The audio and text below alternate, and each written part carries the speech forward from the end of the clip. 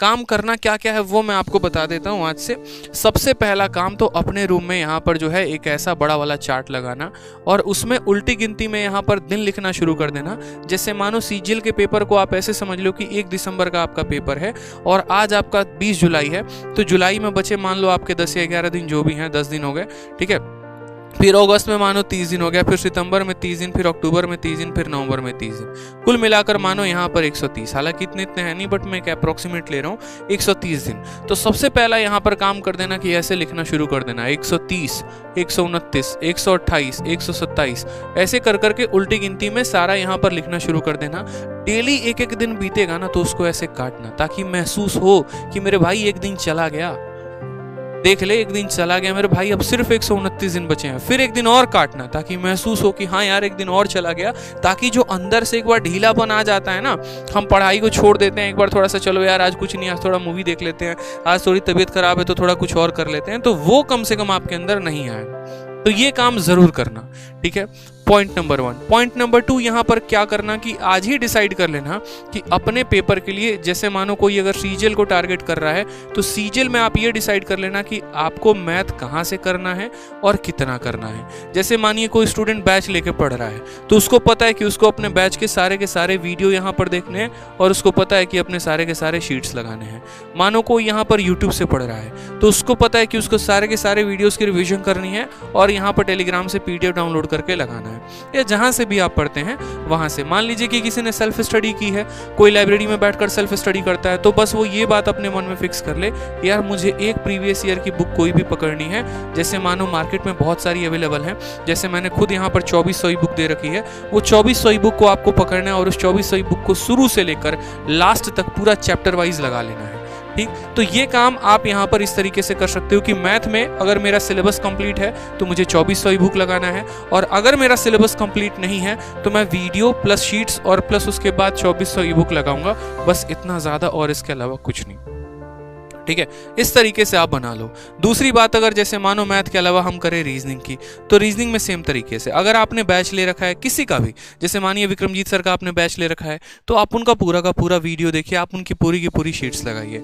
अगर आप self study करते हैं, आपने उनके बुक से पढ़ रहे हैं, तो आप पूरी की पूरी बुक लगाइए। इसके अलावा अगर आपको ऐसा लगता है कि नहीं यार मेरा जो है वो 2-3 टॉपिक में दिक्कत आ रही है, तो वो 2-3 टॉपिक को आप मार्क कर लो ऐसे कि यार कोडिंग डिकोडिंग मेरा खत्म है, रैंकिंग अरेंजमेंट खत्म है और ये टॉपिक खत्म है। और जैसे जैसे आप उनको पढ़ते जाना, आप उन टॉपिक्स को ऐसे कट्टा लगाते जाना, ऐसे कि नहीं यार मुझे ये खत्म हो गया, अब इसको कट्टा लगाओ, ये खत्म हो गया ऐसे कट्टा लगाओ, ये खत्म हो गया ऐसे कट्टा लगाओ। ये मेरा तरीका होता था। जैसे मानो कि मुझे यहाँ पर क्या था, मुझे पता है कि स्टैटिक में मेरे को 20 पॉइंट्स ऐसे हैं जो मुझे कवर करने हैं, जैसे first in India, first in world, famous in India, famous in world, ऐसे करके वो मैंने 20 टॉपिक्स यहाँ पर लिख लिए थे। और मैं डेली एक टॉपिक को स्टैटिक का उठाता था, चाहे वो लूसेंट हो गया, कोई और किताब हो गई, और उसके बाद हम उनको ऐसे काट देते थे कि हाँ भैया ये तो कंप्लीट हो गया।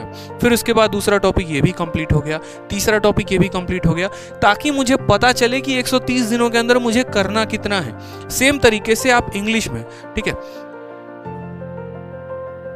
सेम तरीके से यहाँ पर इंग्लिश में भी आप डिसाइड कर लो कि इंग्लिश में आपको कितना करना है। जैसे मान लो कि आपने इंग्लिश में डिसाइड कर लिया कि सर वोकैबलरी में मुझे फलानी किताब की फलानी वोकैब इतनी तो खत्म कर लेनी है। जैसे मानो बहुत लोग नीतू सिंह से पढ़ते हैं, बहुत लोग एसपी बख्शी से पढ़ते हैं, बहुत मिरर ऑफ कॉमन से पढ़ते हैं, बहुत ब्लैक बुक से पढ़ते हैं। सारी किताबें अपने जगह पे परफेक्ट हैं, किसी में कोई कमी की बात नहीं है। बस आप एक पर विश्वास दिखाइए और यहाँ पर आप उससे पढ़ना शुरू कर दीजिए। तो जैसे मान लीजिए कि किसी ने टारगेट किया वोकैब के लिए ब्लैक बुक की, हाँ यार हम ब्लैक बुक पढ़ेंगे, हालांकि बहुत अच्छी किताब है ये निखिल भैया की आपकी, ठीक है। तो यहाँ पर ब्लैक बुक को टारगेट किया ना, तो टारगेट कर लो यार कि कम से कम हम 1500 यहाँ पर साइनो एंटो पढ़ेंगे और 1500 वन वर्ड पढ़ेंगे यहाँ पर और 1500 ईडियम पढ़ेंगे। उस हिसाब से आपको डेली 20 या 30 कवर अप करने हैं, तो वो आप डेली के डेली इतना पढ़ते रहना, इस तरीके से प्रॉपर। बट टारगेट बना लो कि हमको अपने पेपर के पहले इतना काम तो खत्म कर लेना है, ठीक है। उसी तरीके से आप यहाँ पर जीएस में भी आप एक प्रॉपर स्ट्रेटजी बना लो कि जीएस में मुझे यहाँ पर इकोनॉमिक्स पढ़ना है तो कहाँ से पढ़ना है, बायो पढ़ना है तो कहाँ से पढ़ना है, और जो भी पढ़ना है यहाँ पर तो कम से कम कितने क्वेश्चंस यहाँ प्रैक्टिस कर लेने हैं। सिर्फ पढ़ना ही नहीं है, उनके अलावा उनकी प्रैक्टिस भी करनी है। जब आप सारे के सारे यहाँ पढ़ लेते हो तो कुछ लास्ट में नोट भी रखा करो कि यार इनको पढ़ने के बाद है ना, मुझे 2-3 बातों का ध्यान रखना है। पहला, कि मैं सीजीएल 2021 का पेपर देने जा रहा हूँ 22 का, तो मैं सीजीएल 2021 के सारे प्री के क्वेश्चंस लगा के जाऊंगा। ठीक है, फिर मैं सीजीएल 2020 के भी सारे प्री के क्वेश्चंस लगा के जाऊंगा, और इनको है ना हम मॉक टेस्ट के माध्यम से लगाएंगे।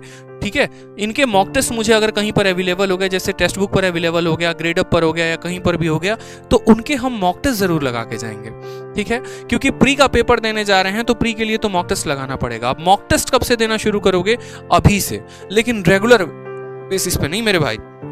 मॉक टेस्ट आपको अभी से देना शुरू करना है, और हर संडे को मॉक टेस्ट देना है आपको। और जब आपके पेपर में सिर्फ और सिर्फ 60 दिन बच जाएंगे ना, तो उसके बाद रेगुलर बेसिस पे मॉक देना शुरू कर देना, रोज के रोज एक मॉक देना। लेकिन अभी आपके पेपर में काफी समय है, तो बस अभी संडे टू संडे मॉक रखो, ताकि ये रिवीजन कराते रहे। क्योंकि आप क्या केस ऐसा होगा ना कि आप डेली पढ़ोगे, आज पढ़ रहे हो, कल भी पढ़ रहे हो, परसों भी पढ़ रहे हो, तरसों भी पढ़ रहे हो, लेकिन ऐसा होगा कि 10 दिन के बाद 10 दिन की पहली वाली चीजें याद ही नहीं होंगी आपको, तो उनको कैसे रिवाइज करोगे? तो उनको मॉक टेस्ट के माध्यम से रिवाइज करोगे। ठीक है, वो मॉक टेस्ट ही ऐसा होगा ना जो 100 सवाल में पूरे ब्रह्मांड का चक्कर आपका लगवा देगा, और सारे के सारे सिलेबस को वो रिवाइज करवाते चलेगा। तो इस तरीके से आपको सबसे पहले एक पेपर में लिखकर बड़ा सा चार्ट जो है अपने टेबल के सामने लगा देना है, जहां पर दिनों की गिनती भी यहाँ दी गई होगी, और जहां पर यहाँ ये भी लिखा गया होगा कि आपको किस सब्जेक्ट में कितना जो है टाइम देना है।